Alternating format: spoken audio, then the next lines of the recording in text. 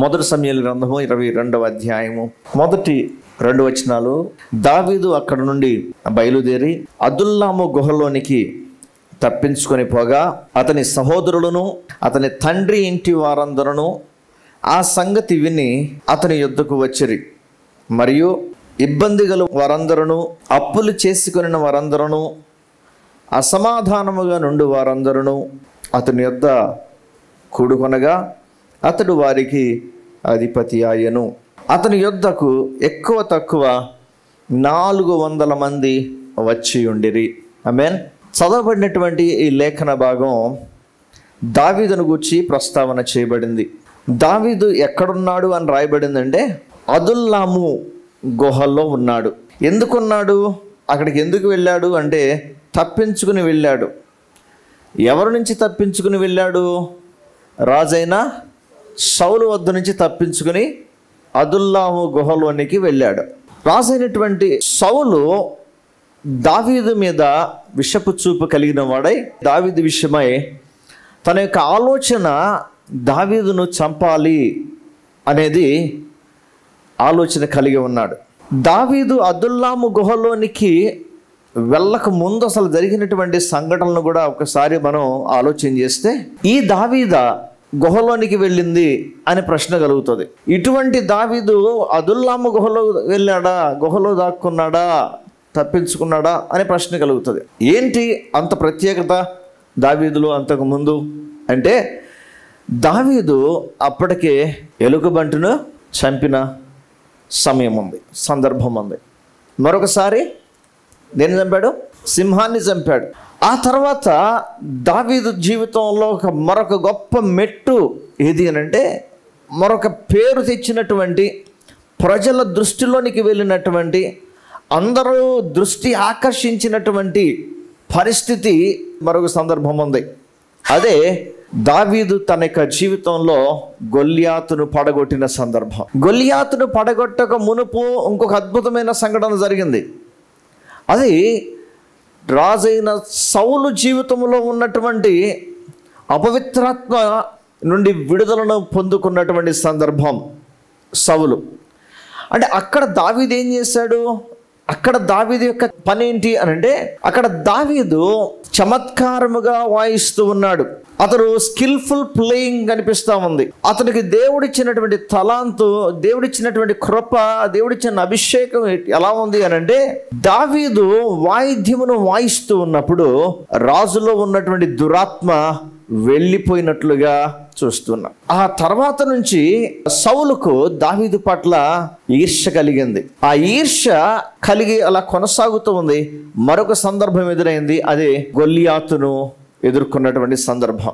ఆ దినాన సౌలుకు వచ్చినటువంటి పేరు కంటే దావీదుకు వచ్చినటువంటి పేరు మరి ఎక్కువగా ఉంది. ప్రజల యొక్క నోటిలో సౌలు పేరు కంటే దావీదు పేరు మరి ఎక్కువగా రానింది. ఏ గృహంలో చూచినా సౌలు పేరు కంటే దావీదు పేరు ఎక్కువగా మాట్లాడటం జరిగింది. అంత మాత్రమే కాదు, ఎప్పుడైతే గొల్యాతు అలా నేలన పడ్డాడో అక్కడ ఉన్నటువంటి స్త్రీలందరూ కూడా కంజర్లు తీసుకుని పాటలు పాడటం మొదలుపెట్టారు. సౌలుకు 1000 కొలదియు, దావీదుకు 10,000 కొలదియు. ఈ మాటలన్నీ కూడా సౌలును కంగారు పెట్టాయి. ఈ మాటలన్నీ సౌలును బాధ పెట్టాయి. లేకపోతే దావీదును ఎలా అయినా సరే చంపాలి అనే ఆలోచనను ఇంకా ఎక్కువగా కలుగు చేస్తాయి. అంటే తన స్థానాన్ని, రాచరికపు స్థానాన్ని లేదా సింహాసనాన్ని కాపాడుకోవడానికి, ఆ సింహాసనాన్ని నిలవబెట్టుకోవడానికి, ఆ సింహాసనం కోల్పోకుండా తను, తన తర్వాత తన కుమారుడైన యోనాతాను మేము మాత్రమే ఉండాలి అనే ఒక ఆలోచన ఏం చేసిందనంటే దావీదును ఎలా అయినా చంపాలి అని పలు ప్రయత్నాలు చేయడం మొదలుపెట్టాడు రాజైన సౌలు. గమనించండి, ఇటువంటి తలాంతు కలిగినటువంటి, ఇటువంటి సామర్థ్యము కలిగినటువంటి యుద్ధశూరుడు అని కూడా రాయబడింది దావీదుని గురించి. సుందరుడు, యుద్ధశూరుడు అని మాట రాయబడింది కదా. అటువంటి తలాంతు, అటువంటి కృపను కలిగినటువంటి, అటువంటి దేవుని కృపను పొందుకున్నటువంటి దావీదు ఏం చేస్తున్నాడు? పారిపోయిన సందర్భం కనిపిస్తూ ఉంది. దీనికి ముందు మనం గమనించినట్లయితే అప్పటికే దావీదు రాజుగా అభిషేకించబడ్డాడు 1 సమూయేలు 16వ అధ్యాయంలో. అంత మాత్రమే కాదు కానీ సౌలు యొక్క పనివారంలో పని చేయడానికి కూడా, అంటే సౌలు ఆయుధములు మోయువాడుగా కూడా ఆ కింగ్డంలో, ఇశ్రాయేలు రాజ్యంలో ఒక సర్వీస్లో పెట్టబడ్డాడు. ఇంకా ముందు కొనసాగితే 1 సమూయేలు గ్రంథం 19వ అధ్యాయానికి వెళితే సౌలు పలుమార్లు చంపడానికి ప్రయత్నించిన సందర్భం ఉంది. ఆ తర్వాత 1 సమూయేలు గ్రంథం 20వ అధ్యాయంలో గమనించినట్లయితే తన ప్రాణ స్నేహితుడైనటువంటి యోనాతానును కూడా విడిచిపెట్టి వెళ్ళిపోవలసినటువంటి పరిస్థితి దావీదుకు ఎదురైంది. ఇంకా ముందుకు వెళితే 1 సమూయేలు గ్రంథం 21వ అధ్యాయంలో గమనించినట్లయితే నోబు అనే ప్రాంతానికి వెళ్ళిపోయాడు దావీదు.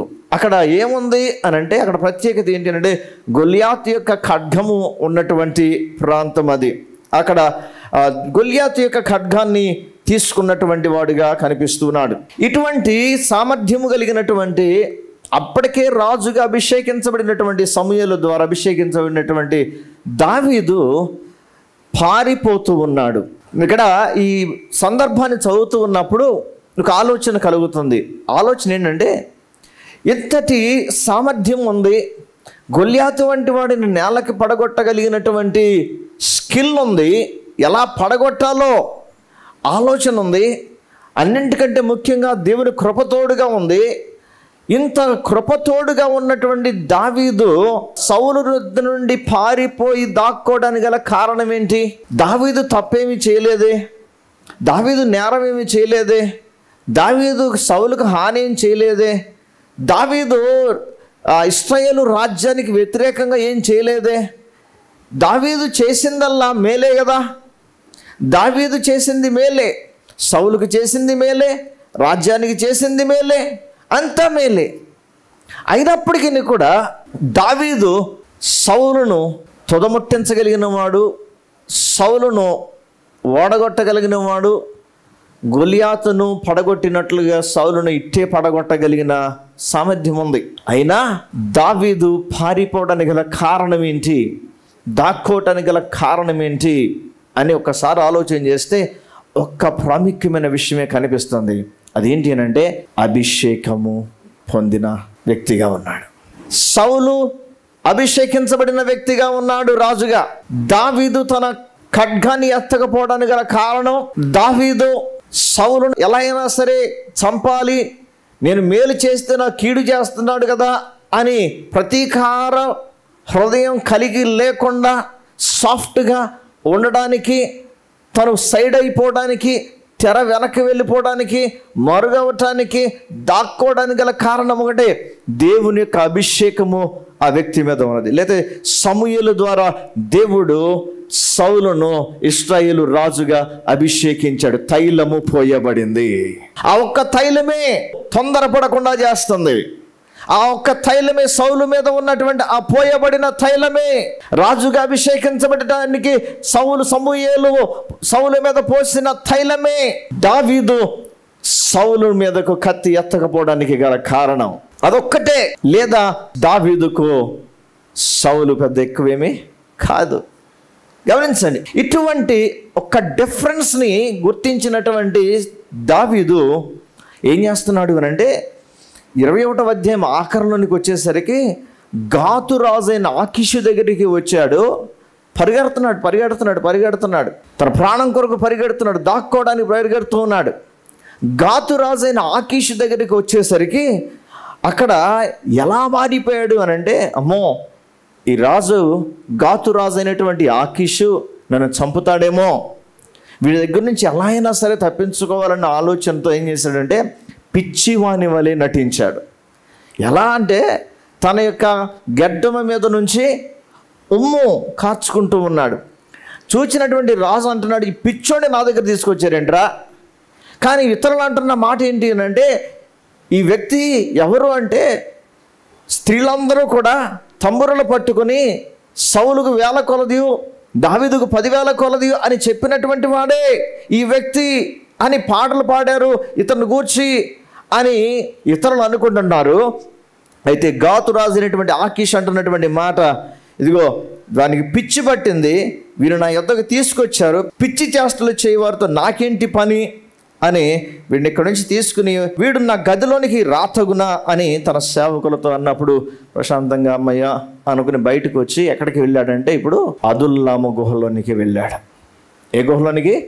అదుల్లాము గుహ. ఏంటి అదుల్లాము గుహ అయితే ఏంటి? చదివినటువంటి 2-3 వచనాల్లో అదుల్లాము గుహలోనికి వెళ్ళాడు అంతే, అంతకుమించి ఏం కనిపించలేదు. అదుల్లాము గుహలోనికి వెళ్ళాడంట. ఆ తర్వాత సహోదరులు వచ్చారు, తండ్రి ఇంటి వారు వచ్చారు, తర్వాత 2వ వచనంలో ఇబ్బంది కాని వారు వచ్చారు, అప్పులు చేసిన వారు వచ్చారు, అసమాధానంగా ఉన్నవారు వచ్చారు. మొత్తం మీద 400 మంది వచ్చారు అన్నట్లుగా రాయబడింది. అతని వద్ద కొడుకురగా అతడు వారికి రాజు అని ఎక్కువ తక్కువ 400 మంది వచ్చినట్లుగా మనకు కనిపిస్తూ ఉంది. గమనించండి, అంతే కదా. మరి ఇందులో నుంచి ఇంకా నేర్చుకునేది ఏముంది? ఇంకా ఈ 2 వచనాలకు ఒక అద్భుతమైనటువంటి బ్యాక్గ్రౌండ్ అప్పటికే జరిగి ఉంది. అదుల్లాము గుహలో వీరందరూ రావటానికి ముందు ఒకే ఒక్కడు కూర్చునున్నాడు. దావీదు ఒక్కడే కూర్చునున్నాడు. అదుల్లాము గుహలో ఒంటరిగా కూర్చునున్నాడు దావీదు ఒంటరిగా ఉన్నాడు. దావీదుతో ఎవరూ లేరు. అదుల్లాము గుహలో ఏం జరిగింది? వీళ్ళందరూ దావీదు దగ్గరకు రాకముందు అదుల్లాము గుహలో ఏం జరిగింది? ఇది తెలియాలి అని అంటే గనక ఖచ్చితంగా కీర్తన గ్రంథంలోనికి వెళ్ళాలి. కీర్తనల గ్రంథంలో మనం గమనించినట్లయితే దావీదు తాను రాసినటువంటి 73 కీర్తనల్లో 3 కీర్తనలు అదుల్లాము గుహలో రాసినటువంటి కీర్తనలు.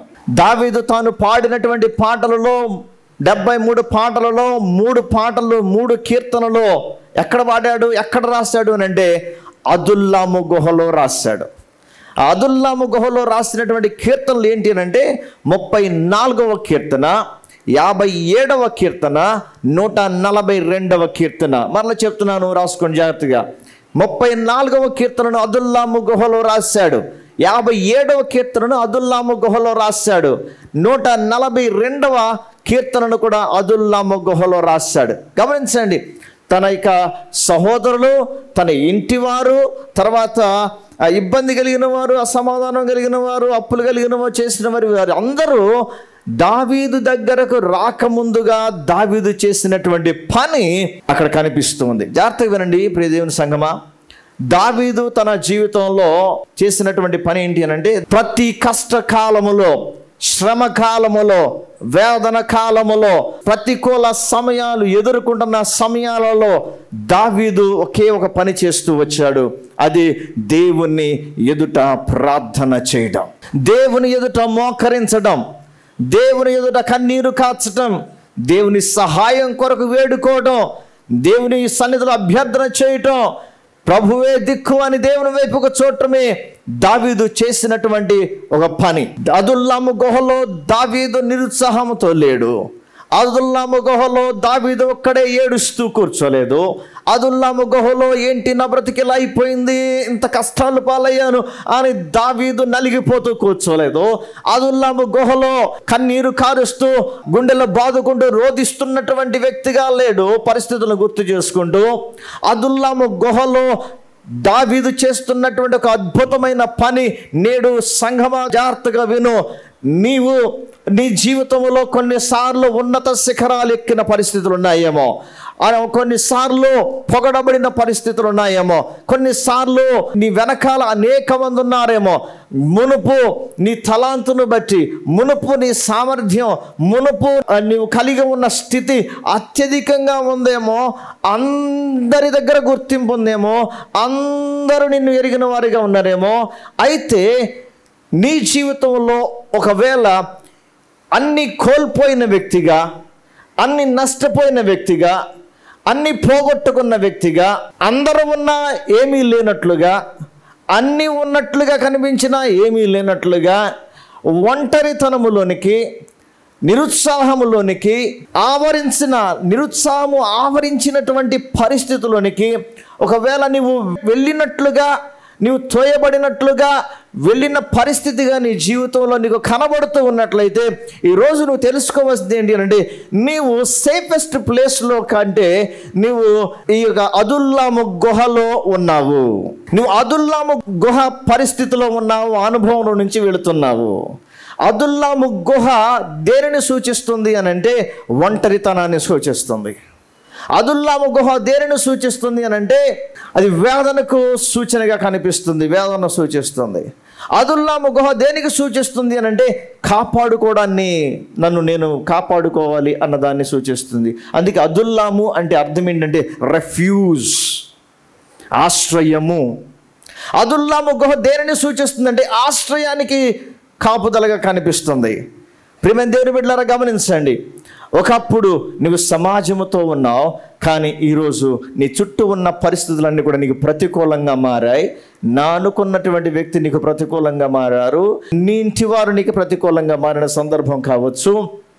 వీరన్నింటిలో నుంచి నువ్వు వెళుతున్నటువంటి పరిస్థితి, నీవు ఒంటరిగా ఒక్కడవే మిగిలినటువంటి వ్యక్తిగా, ఒక్కదానివే మిగిలినటువంటి వ్యక్తిగా నీవు ఆ స్థితిలో ఉన్నావేమో. దీనిని అదుల్లాము అనుభవము అని అంటున్నారు. ఈ అదుల్లాము గుహలో దావీదు చేసినటువంటి పని నేటి సంఘము నువ్వు చేయగలిగినట్లయితే ప్రతి పరిస్థితి నీ కొరకు మేలుకరంగా మార్చబడుతుంది. ఆమేన్. ప్రతి ఒక్కరి జీవితంలో అదుల్లాము పరిస్థితి ఎదురవ్వచ్చు. కొందరి జీవితాల్లో ఈ అదుల్లాము పరిస్థితి నిరుత్సాహంలోనికి నెట్టివేసి మరింతగా నిరుత్సాహంలోనికి నెట్టివేస్తూ ఆ పరిస్థితిలో నుంచి బయటికి రాకుండా చేస్తున్నటువంటి సందర్భాలు పలు జీవితాలలో ఉంటూ ఉన్నాయి. అయితే ఉదయకాల సమయంలో దావీదు నేర్పించే పాఠం ఏంటంటే, నేను అదుల్లాము గుహలోనికి వెళ్ళాను కాదు అనడం లేదు, నేను అదుల్లాము గుహలో ఒక్కడిగా కూర్చున్నాను కాదంటం లేదు, నేను అదుల్లాము గుహలో నలిగిన పరిస్థితిలో ఉన్నాను కాదంటం లేదు, నేను అదుల్లాము గుహలో నేను రెఫ్యూజ్గా లేకపోతే ప్రాణాన్ని కాపాడుకోవడానికి నేను పరిగెత్తాను కాదంటం లేదు. అయితే ఆ అదుల్లాము గుహలో నేను ఒక పని చేశాను. ఆ అదుల్లాము గుహలో నా బ్రతుకును మార్చే ఒక పని చేశాను. ఆ అదుల్లాము గుహలో నన్ను నేను ప్రోత్సహించుకుని నేను చూడవలసిన వైపుకు చూచాను. ఆ అదుల్లాము గుహలో నేను నాకు సహాయము దొరికే స్థలము వైపుకు నేను తిరిగాను. ఈ అదుల్లాము గుహలో నేను ఎక్కడ మొర పెడితే నాకు జవాబు దొరుకుతుందో, ఎక్కడ కన్నీరు కారిస్తే జవాబు దొరుకుతుందో, ఎవరి వైపుకు చేతులెత్తితే నాకు సహాయం దొరుకుతుందో, ఎవరి వైపుకు చూస్తే నాకు ఆశ్రయం దొరుకుతుందో, ఆదరణ దొరుకుతుందో, బలపరచబడతానో, ధైర్యపరచబడతానో, కృంగిన ఆత్మను తెప్పరల్ల చేయబడుతుందో ఆ స్థలానికి నేను చూచాను అని దావీదు ఈ 3 కీర్తనల ద్వారా తెలియచేస్తున్నాడు. దేవునికి స్తోత్రం కలుగునుగాక. ప్రియమైన దేవుని బిడ్డలారా, నీ జీవితంలో నువ్వు చేయవలసినటువంటి పని నలిగిపోతూ కూర్చోవద్దు, కృంగిపోతూ కూర్చోవద్దు. ఇంకా తావిచ్చి ఇంకా అపవాది పరిపూర్ణంగా నేను నలగొట్టడానికి ఇంకా తావివ్వద్దు. అసలుకే తావియద్దు. నీ ఒంటరితనములో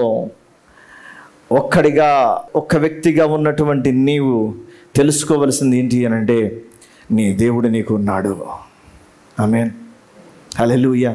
నిన్ను నిందించేవారు ఉన్నారేమో, నిన్ను అవమానపరిచేవారు ఉన్నారేమో, నిన్ను విడిచిపెట్టిన వారు ఉన్నారేమో, నిన్ను అసహించుకున్న వారు ఉన్నారేమో, నిన్ను తోలనాడిన వారు ఉన్నారేమో.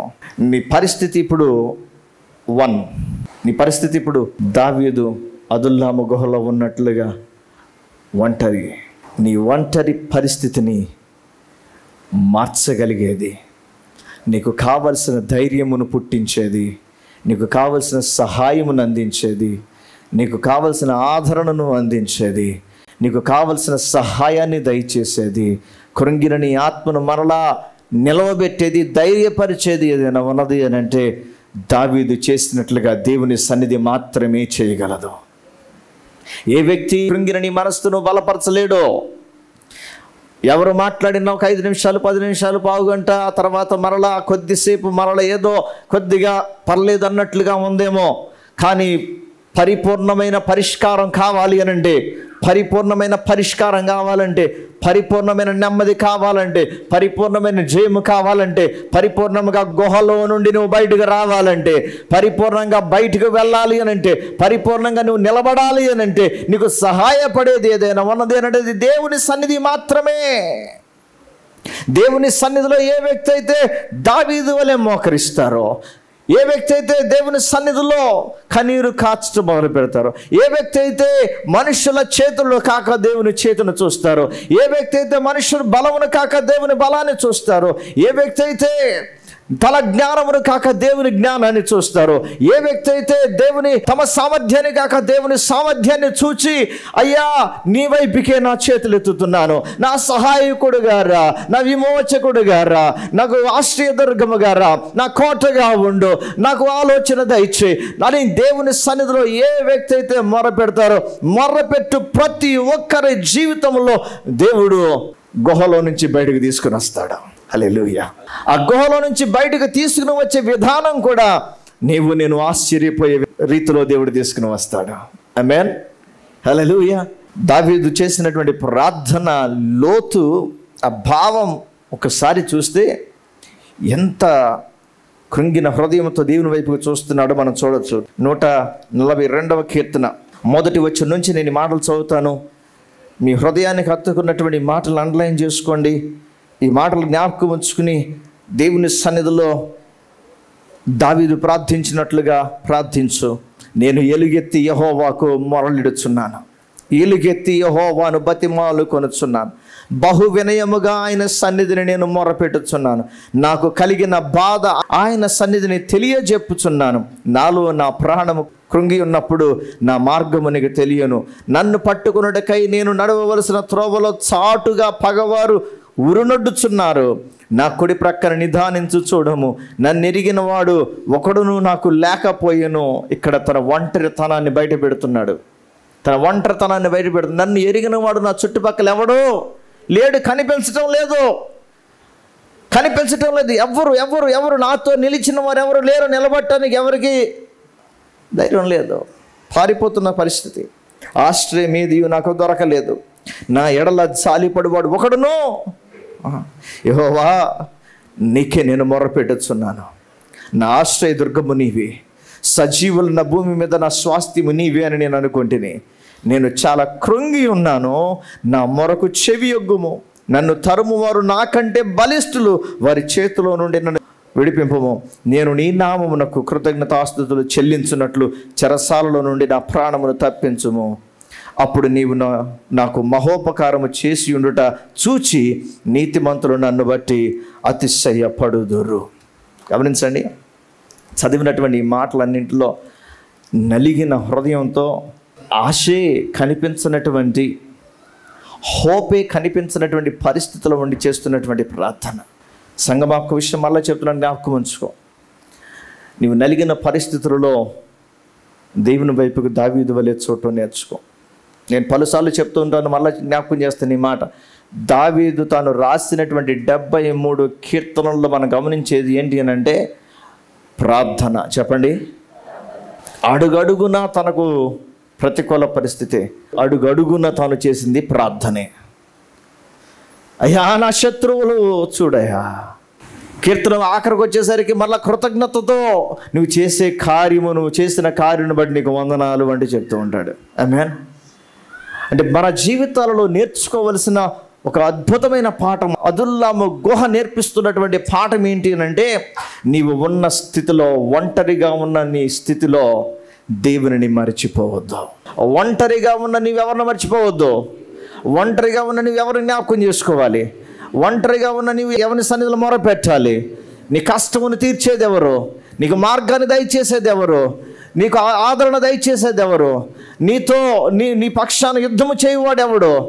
ఆయనై ఉన్నాడు. ఆయన చేయగలిగిన వాడై ఉన్నాడు. అయితే నిరుత్సాహానికి ఎక్కువ తావిచ్చి నువ్వు ఇంకా నలిగిపోతూ అక్కడే ఆగిపోయి, ఇంకా నీ జీవితంలో అపవాదికి స్థానం ఇచ్చి ఇంకా నిన్ను నలగొట్టడానికి తావియక దావీదు వలె నిరుత్సాహంలో సైతము దేవుని వైపుకు నీ హృదయాన్ని ఎత్తావు. నిరుత్సాహంలో సైతము ఒంటరి వాడు, నేను వెతుకుతుండే నా చుట్టూ ఎవడూ లేడు, నాకు తెలిసిన వాడు ఎవడూ లేడు, నన్ను పట్టించుకునేవాడు ఎవడూ లేడు అని అనుకున్న పరిస్థితుల్లో నన్ను పట్టించుకునే దేవుడు అయిన నీ వైపు చూస్తున్నాను అంటున్నాడు. హల్లెలూయా. నా చుట్టూ ఉన్నవాడు నా పక్షాన మాట్లాడకపోవచ్చు, నా చుట్టూ ఉన్నవారు కుయుక్తులతో ఉండుండొచ్చు, నా చుట్టూ ఉన్నవారు నన్ను గాయపరిచేవారు కావచ్చు, కానీ నేనున్నటువంటి పరిస్థితులు నన్ను చూచువాడవు నీవే. నేను ఎక్కడున్నా చూచువాడవు నీవే. హల్లెలూయా. నేను ఎక్కడున్నా చూచువాడవు నీవే. నువ్వెక్కడున్నా చూచువాడు ఆయనే. నీ ఒంటరి పరిస్థితిని చూచువాడు ఆయన. ఒంటరిగా దుఃఖిస్తున్న పరిస్థితిని చూస్తున్నవాడు ఆయన. ఒంటరిగా ఏడ్చిన పరిస్థితిని చూచుచున్నవాడు ఆయన, సహాయకుడిగా రమ్ము అనంటే నీ కొరకు ఆయన వచ్చే దేవుడై ఉన్నాడు. హల్లెలూయా. ప్రియమైన దేవుని బిడ్డలారా గమనించండి, 57వ కీర్తనం ప్రారంభంలో చిన్న అక్షరాలతో రాయబడింది. అక్కడ బిబ్లికల్గా ఆ సందర్భం ఎప్పుడు రాయబడింది, ఎప్పుడు ఆ ప్రార్థన చేశాడు అన్న విషయాన్ని పరిశీలన చేస్తే అది అదుల్లాము గుహానికి సంబంధించినటువంటి కీర్తనలు అనే విషయం 34వ కీర్తన, 142వ కీర్తన మనకు అర్థమవుతుంది. 57వ కీర్తన అంటాడు, నన్ను కరుణింపము దేవా, నన్ను కరుణింపము, నేను నీ శరణజొచ్చి ఉన్నాను, ఈ ఆపదలు తొలగిపోవు వరకు నీ రెక్కల నీడను శరణజొచ్చి ఉన్నాను. మహోన్నతుడైన దేవునికి నా కార్యము సఫలము చేయు దేవునికి నేను మొర్ర పెట్టుచున్నాను. ఆయన ఆకాశం నుండి ఆజ్ఞ ఇచ్చి నన్ను రక్షించును.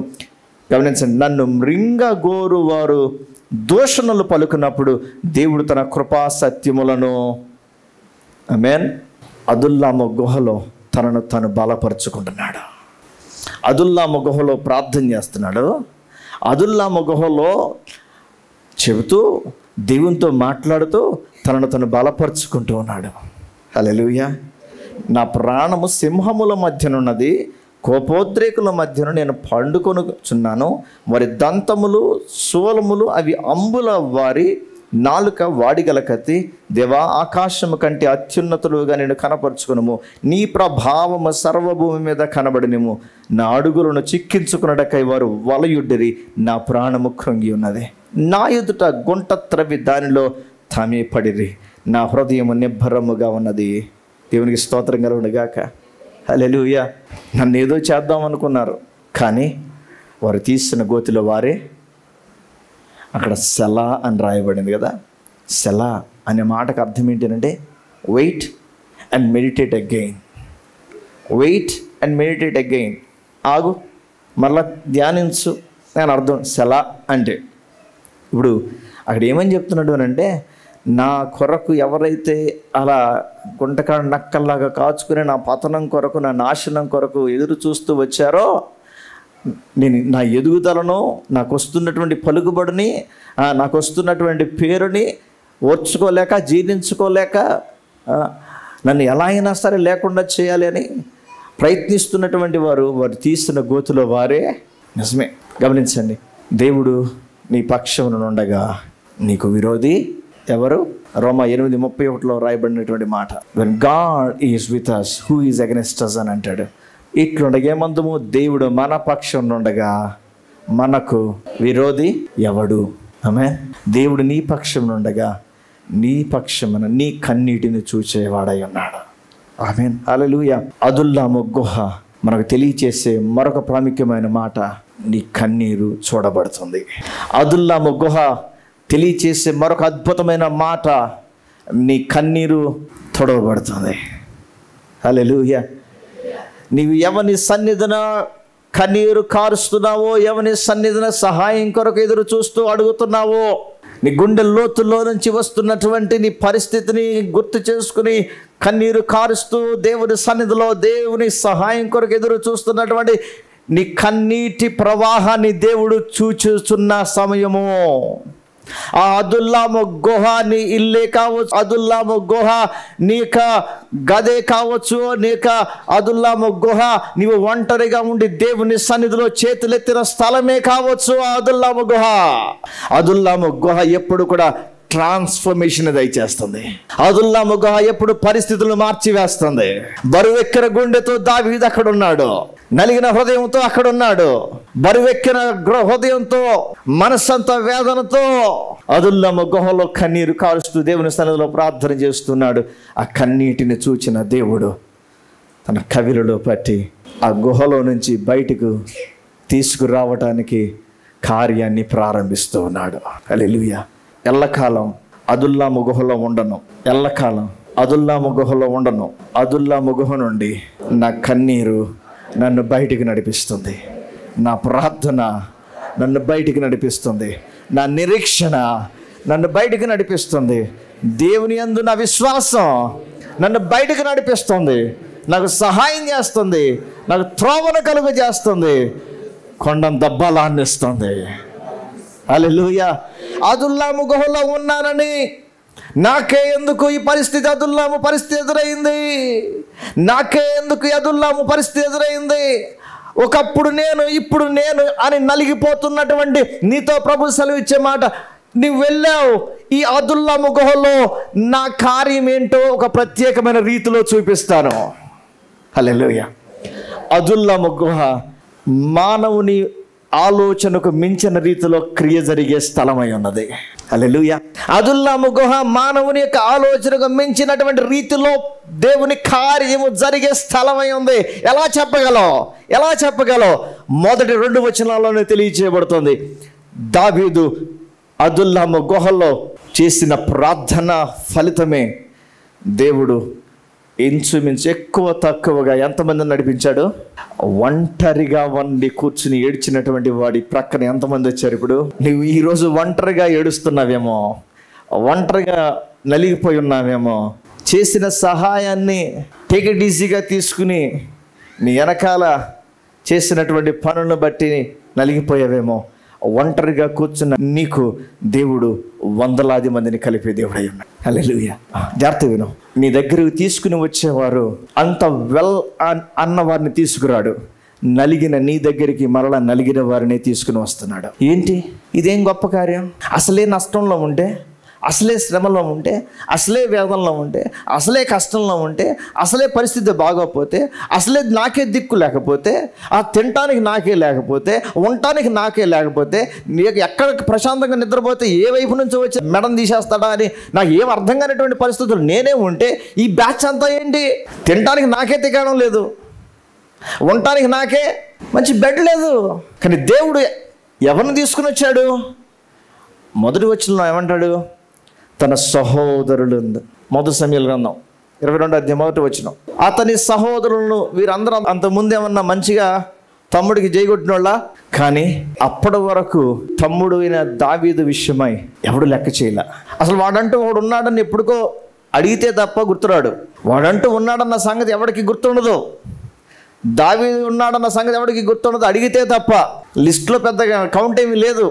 ఎలియాబు దావీదును గద్దించి తిట్టినటువంటి సందర్భం కూడా ఉంది కదా. నీ పొగరబట్టిందిరా, నీ గర్వం వచ్చిందిరా, నీ కళ్ళు నెత్తికెక్కారా.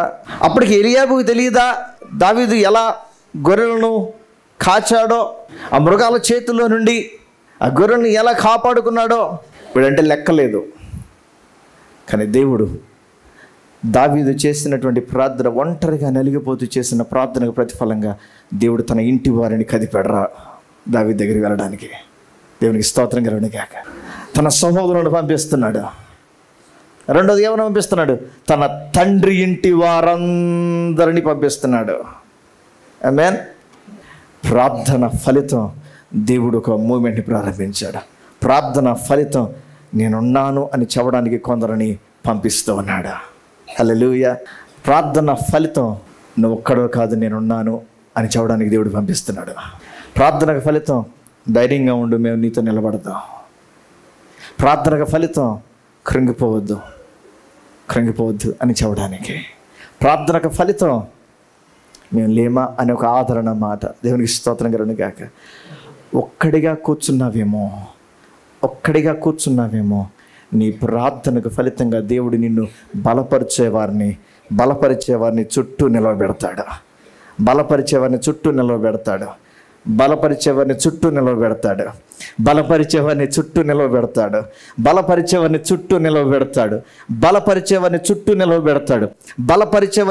నిలవబెట్టి ఆయన చెప్పే మాట ఏంటో తెలుసా? నువ్వు ఇంకా ఒంటరిగా కూర్చోవలసిన అవసరం లేదు. నలిగిన వారికి దీవెనకరంగా చేస్తాను. కృంగిన నిన్ను అప్పటికే కృంగిపోయిన వారికి దీవెనకరంగా చేస్తాను. సహాయము లేనటువంటి నిన్ను అనేకులు సహాయకులుగా చేస్తాను. నిస్సహాయకులకు సహాయము చేసేవారిగా మారుస్తాను. నువ్వు ఇప్పుడు ఒంటరివి కాదు. నువ్వు ప్రార్థించినప్పుడు నేను నీతో ఉన్నాను. నేనుండడమే కాదు, నీ వారిని కూడా నీతో పంపిస్తున్నాను. దేవునికి స్తోత్రం కలుగును గాక. హల్లెలూయా. వచ్చినటువంటి వీరందరూ కూడా ఎవరో తెలుసా? 2వ వచనంలో గమనించినట్లయితే ఇక 3 రకాలైనటువంటి వ్యక్తులు వచ్చారు.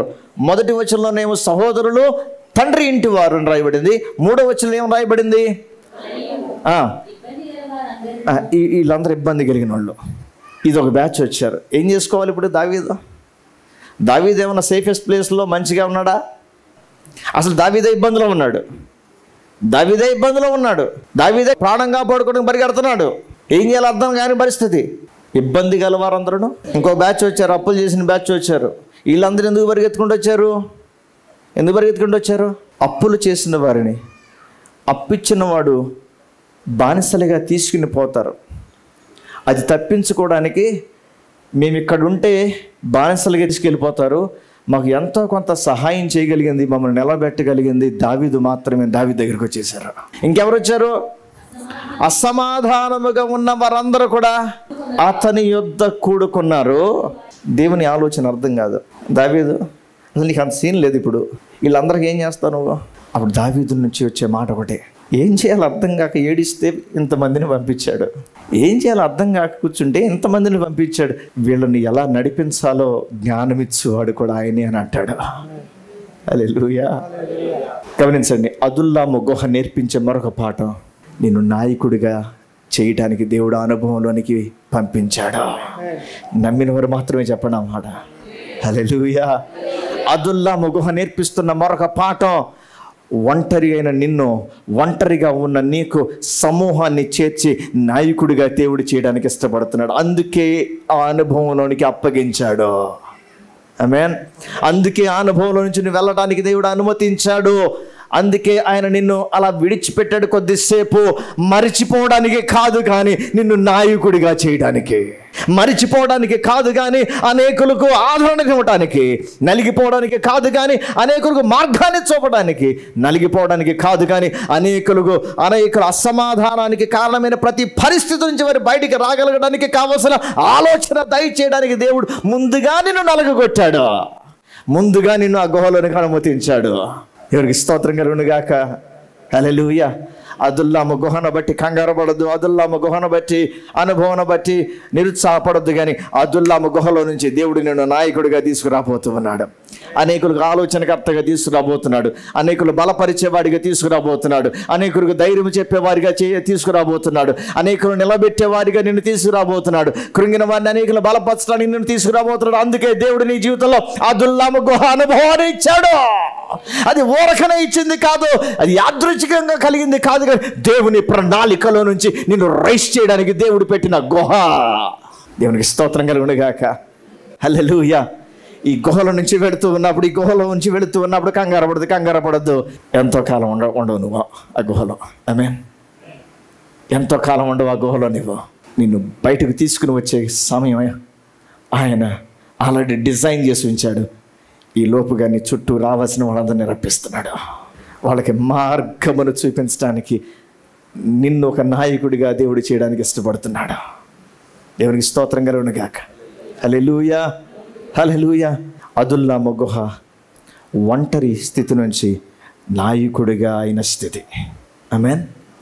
అదుల్లాము స్థితి అనుభవం, ఒంటరితనం, ప్రార్థన, ఆదరణ పొందుకునే స్థలం, నాయకుడిగా బయటకు వచ్చే స్థలం. ఆమేన్.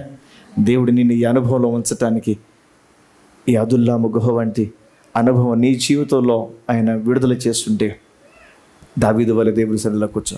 దేవుడు నిన్ను అనేకులు దీవెనకరంగా మార్చడానికి ఆ పరిస్థితిని ఉపయోగించుకుంటున్నాడు. దేవుడి మాటలు దీవించును గాక.